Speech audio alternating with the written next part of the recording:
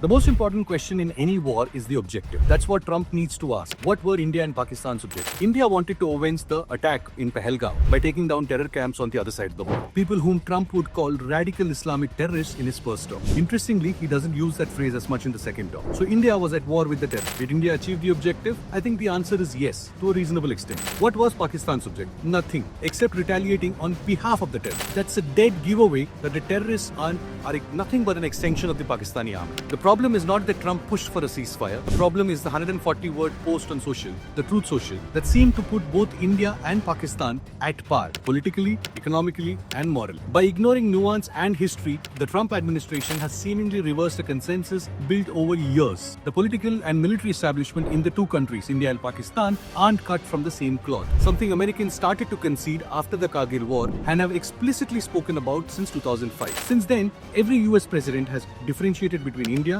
and Pakistan for at least two reasons. First, India's stature as a counterweight to China in Asia started to increase. India's role as the vaccine supplier to the world gave it a moral edge. The revival of the Quad, a strategic partnership between India, US, Japan and Australia, cemented India's position. The second reason is Pakistan itself. Repeated terror attacks by outfits groomed in Pakistan, harboring Osama bin Laden, its increasing reliance on China eroded Pakistan's image as a credible partner for the West. It doesn't seem like Trump and his team considered this part of history, and Modi has no choice but to push back against this shift in narrative, this U-turn during the mediation. Whether Trump agrees or not, the reality on the ground will not be very different. India is still a bigger and a more self-reliant economy, a better democracy capable of more discretion than Pakistan. As the US and China negotiate a trade deal, Trump should remember that Pakistan is the one surviving on its pledges to China, not India. Xi Jinping got a bigger thank you than Trump did after the ceasefire. Meanwhile, the self-proclaimed Indian nationalists on the internet should remember that the battle is still on. Maybe not on the border,